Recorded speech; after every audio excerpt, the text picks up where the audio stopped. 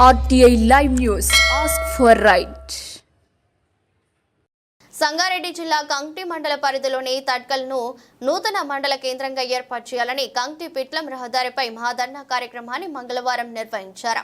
ఈ కార్యక్రమంలో ప్రజా సంఘాల నాయకులు ప్రజలు మాట్లాడుతూ గతంలో తెలంగాణ రాష్ట్ర ప్రభుత్వం తట్కల్ మండల కేంద్రంగా ఏర్పాటుకై 304 జీవోను జారీ చేయడం జరిగింది. రాష్ట్రంలో ప్రస్తుతం కొలువుదీరిన కాంగ్రెస్ ప్రభుత్వ పాలకులు నిర్లక్ష్య వైఖరితో వ్యవహరించడంతో మండల ప్రకటన నిలిచిపోయిందని పరిసర ప్రాంత ప్రజలు మండిపడుతున్నారు.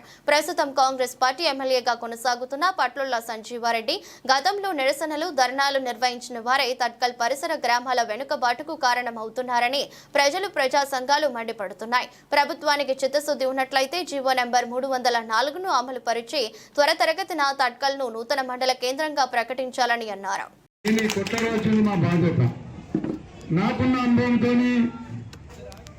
రాజకీయ నాయకులను ఇసుంటి చూట మాట్లాడతాము, మా రక్తమే చూట నచ్చినప్పుడు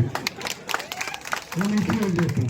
మరి మీరు కూడా మీరేం తక్కువ భూపాల్ రెడ్డి పటేల్ గారికి వెళ్ళిండి ఎమ్మెల్యే, మీ ఎమ్మెల్యే అంటే మీరు కూడా ఏమంటారు, సార్ ఇక్కడ ఒక పోచమ్మ గుడి కడతాను చెప్పు, ఇక్కడ రోడ్డు ఇక్కడ వేస్తానని చెప్పంటారు. మీరు ఎట్లా చెప్పారు తండ్రి అంటే మీరు చెప్పు సార్, ఎలక్షన్ అంటే చూస్తారా. మా కథనే అట్లుంది. 78 జనవరి 16న రోడ్డు మీద చెప్పులు గుర్తు ఎమ్మెల్యే స్టడీ చేసింది. మరి రాజశేఖర రెడ్డి గారు చాలా గొప్ప వ్యక్తి. ఆయన కూడా నిజంగా చనిపోకుంటే మనకు తెలంగాణది రాదు, అర్థం చేసుకుంటే. మరి వ్యవహారంలో ఎక్కడెక్కడో పోతున్నాం, కలిగా అంతంలో ఉన్నాం, ఆగమాగం జరుగుతున్నాం. 83లో ఎమ్మెల్యే ఉండే, శివరావు షెట్కర్ కూడా 78లో ఎమ్మెల్యే ఉండే. ఆ రోజును చూసిన, ఆ రోజులకు ఈ రోజులకు చాలా వ్యత్యాసం. మా జీతం కూడా ఎంత, 500.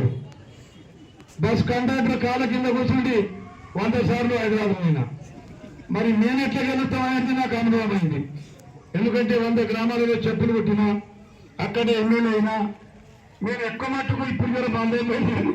ఎక్కువ మట్టుకు మాది పడేది ఒక పార్టీ, పోలీసు పడేది ఒక పార్టీ. వాళ్ళు వీకులాగా నేను గెలవాలా, పంచాయతీ మీదే.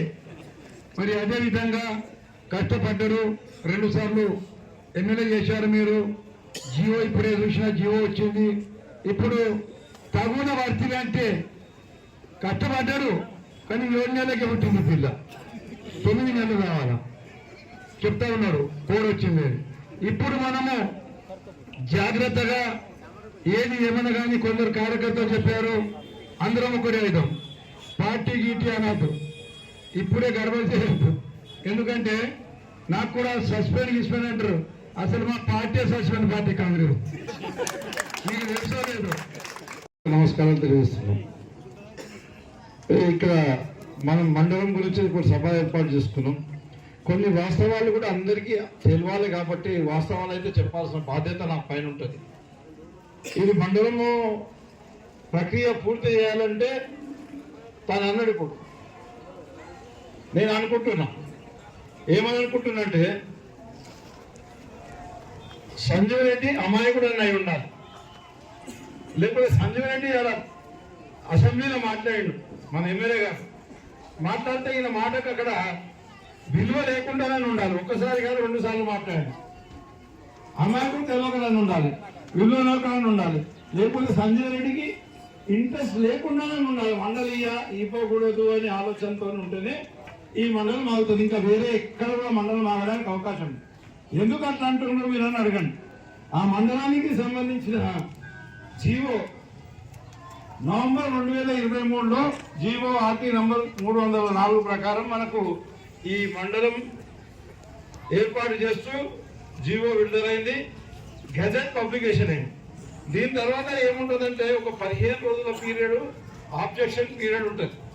ఆ ఆబ్జెక్షన్స్ ఎవరైనా చెప్పడానికి అవకాశం ఉంటుంది. దాని మీద నిర్ణయం తీసుకొని ప్రభుత్వం మళ్ళీ ఫైనలైజ్ చేయడానికి అవకాశం ఉంటుంది. కలెక్టర్ చేతనే ఉంటుంది. కలెక్టర్ ఫైనల్ నోటిఫికేషన్ కలెక్టర్ ఇవ్వాలి. మనకేమైంది, దీని తర్వాత అక్టోబర్లోనే మనకు ఎలక్షన్ నోటిఫికేషన్ వచ్చింది. 5 తారీఖునే అనుకుంటా, 5 తారీఖు నోటిఫికేషన్ వచ్చింది. మనం ఇక్కడ తీసుకొచ్చి ఆల్రెడీ మన అంటే ఈ ప్రొసీజర్ అప్పుడు నాకు కూడా తెలియదు వాస్తవంగా. చదవగానే మన మినిస్టర్ గారిని హరీష్ రావు గారిని తీసుకొని వచ్చి ఇక్కడ మండలం స్టార్ట్ చేద్దామని ఆలోచన చేసినాం. తీరా ఇంటికి వచ్చిన తర్వాత కలెక్టర్ గారు ఏం చెప్పారంటే, సార్ ఇది మండలం స్టార్ట్ చేయడానికి అవకాశం లేదు, 15 రోజులు ఆబ్జెక్షన్స్ టైం ఉంటుంది, అది అయిపోయిన తర్వాత స్టార్ట్ చేద్దామని. ఇక 15 రోజులు అయిన తర్వాత నేను పోయి కలెక్టర్కి అడిగిన, కొద్దిగా ఎలక్షన్ పనులు ఉన్నాయి సార్, ఒక 2-3 రోజులు టైం ఇవ్వండి అన్నాడు. ఆ 2-3 రోజులు టైం ఇచ్చే లోపల మనకేం జరిగింది, ఎన్నికల కోడ్ వచ్చింది. ఎన్నికల కోడ్ వచ్చిన తర్వాత నేను ఎన్నికలు అయిపోయినాయి, కోడ్ అయిపోయింది, నేను ఓడిపోయినా. తర్వాత ఏం చేయాలి, ఇప్పుడు ఎవరు చేయాలి, నేనే చేయాలా? నేను చేస్తే ఇంకా ఎవరన్నా ఏం చేయాలి, ప్రక్రియ పూర్తి చేయాలి అంతే. ఇంకా కొత్తగా మండలం పోయి ఆడ అసెంబ్లీలో అడగాల్సిన అవసరం లేదు, ఇంకెక్కడ అడగాల్సిన అవసరం లేదు. జీవో వచ్చింది, గెజెట్ పబ్లికేషన్ అయింది, ఆబ్జెక్షన్స్ కంప్లీట్ చేయాలి. కంప్లీట్ చేసి మండలం కొత్తగూడెం చేసిండ్రు. మా నాన్నగారు వెంకటరెడ్డి గారు 5 మండలాలు ఏర్పాటు చేశారు. ఆ తర్వాత ఎన్నో ప్రభుత్వాలు మాత్రమే మధ్యన ఎక్కువ మండలాలు ఏర్పాటు లేదు, కానీ ఒక్కసారి తొగుటా మండలం ఏర్పాటైంది. తొగుటా మండలం ఏర్పాటు అయినప్పుడు మనం తడకల్ మండలం ఏర్పాటు చేయడానికి అవకాశం లేకుండేనా, సిరిగాపూర్ మండలం ఏర్పాటు చేయడానికి అవకాశం లేకుండేనా, నాగలిగిత మండలం ఏర్పాటు చేయడానికి అవకాశం లేకుండేనా, నిజాంపేట మండలాన్ని ఏర్పాటు చేయడానికి అవకాశం లేకుండేనా? అంటే వీళ్ళు చాతగాక చేయలేదా, ఇష్టపూర్వకంగా చేయలేదా అనేది కూడా మీరు కొద్దిగా ప్రజలు ఆలోచించుకుంటే బాగుంటుంది. వీళ్ళు మాత్రము ప్రజల గురించి ఆలోచిస్తలేరు, కేవలం వాళ్ళు ఓట్ల గురించి మాత్రమే ఆలోచిస్తారు. ఏం సార్ అట్లా అంటే ఓట్ల గురించి అని అంటే నేను దాని గురించి జవాబు చెప్తాను. ఎందుకనంటే ఒక్కసారి అధికారం వచ్చిన తర్వాత రాజకీయం ఆడదు, రాజకీయం ఆడడం పద్ధతి కాదు. వాళ్ళకి అధికారం వచ్చిన తర్వాత సిరిగాపూర్ మండలం గురించి పోరాటం చేసి సిరిగాపూర్ మండలం ప్రజలను రెచ్చగొట్టేసి ఒక 10 ఎలక్షన్లు ఉంటాయి, అది కలిపి ఒక 10-15 ఎలక్షన్లు అయినాయి. ఆ 10-15 ఎలక్షన్లలో సిరిగాపూర్ మండలం ప్రజలకు మేము అన్యాయం చేసినామని చెప్పేసి వాడుకొని ఓట్లు వేసుకున్నారు. కానీ ఆ సిరిగాపూర్ మండలం ఏర్పాటు చేయలేదు ఈ కాంగ్రెస్ నాయకులు. తిరిగి నేను ఎమ్మెల్యే అయిన తర్వాత మా నాయన 5 చేస్తే నేను 4 మండలాలు ఏర్పాటు చేశాను. ఒకటి సిరిగాపూర్, ఒకటి నాగిలిగిద్ద, ఒకటి నిజాంపేట్, ఒకటి ఇడి తాడకల్. ఏర్పాటు ప్రక్రియ పూర్తయిందా అని ఆపారు. ఇది ఎంత అన్యాయమైన మాట.